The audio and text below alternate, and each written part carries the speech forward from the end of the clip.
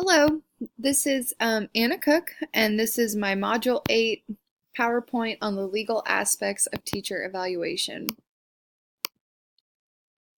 The first article that I read was the Every Student Succeeds Act by NEA. I learned a lot in this article. This act ended the federal involvement in teacher evaluations and gave more power to the state to develop and enforce evaluations that aligned with relevant standards. It does not support student data to determine teacher effectiveness. It offers different ways to evaluate effectiveness besides like standardized tests or results from classrooms. Encourages teacher input when developing the evaluation to ensure buy-in. I think this is super smart. If teachers believe in the evaluation, then it's not a waste of time and there's no ill feelings, and maybe it can be actually a meaningful situation. And it provides it requires training to teachers on the evaluation tools before major decisions are made. Teacher eval heads to the courts. New evaluation methods have led to unforeseen litigation. The article offered a lot of examples in lawsuits in various states and how states react to the variety of the lawsuits and proposed solutions and rulings. It was really fascinating. Kansas was not on the list, but there are a lot of states that I'm familiar with and have teacher friends in, and it was really interesting to see those rulings. Teacher performance evaluation and issue overview. This article provided a lot of historical context as to why the issue of evaluation is a hot topic. The relevancy of advocacy groups and how, supporting teachers and supporting what's best for our students. Incentives for doing well on your performance evaluation. And state priorities, how the state prioritizes the results and how to aid the teachers. I also thought it was really interesting the laws that affect teachers in various states. In Colorado, you can easily go from a tenured teacher to probationary.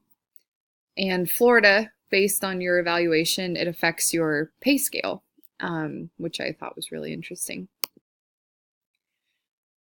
So I teach in Shawnee Mission School District, and we currently use the Keep 2 system. You are evaluated your first 4 years of employment in the district, and I am finishing my 4th year now. The first and second year, you have 1 per semester. The third and fourth year, it's 1 per year. And after your 4 years of 5th year and beyond, you're on a rotation schedule.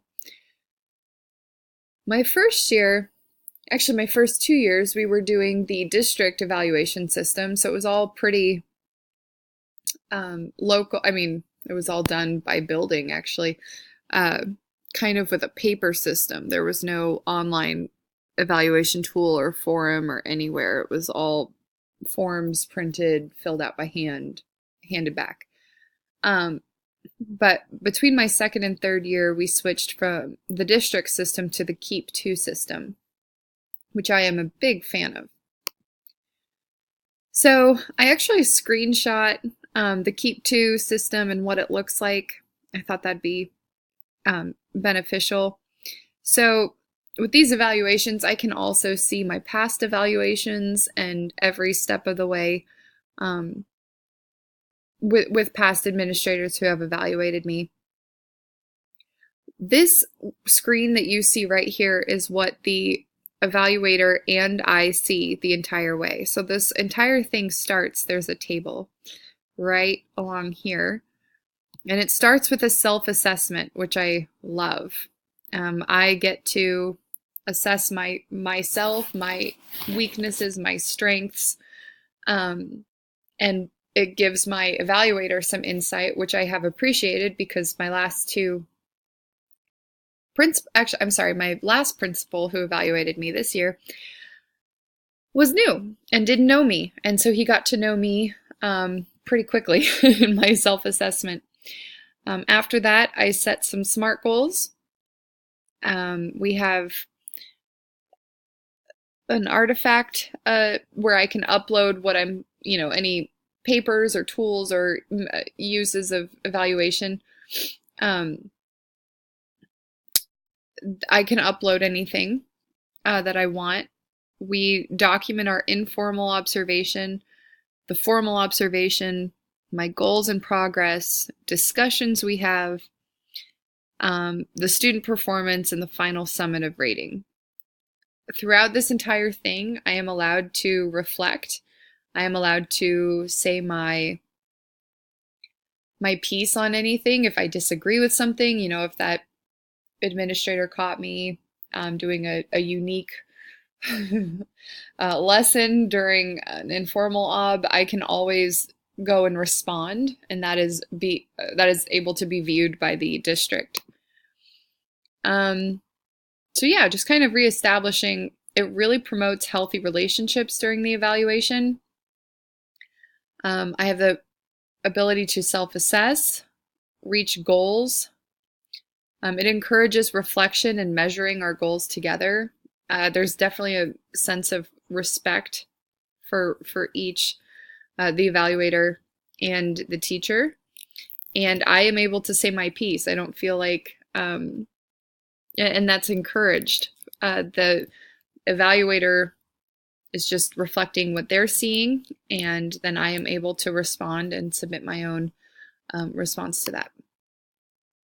There is a lawsuit against Shawnee Mission that I learned of.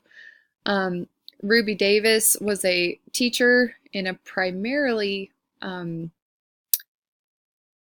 white area. It's the east area of Shawnee Mission, and she had done successful evaluations, really good teacher in the area, and she was transferred with no warning to the west area in the district, and was replaced, actually just switched, not replaced, it was just switched with another teacher who had been in the district for 2 years and was still on eval.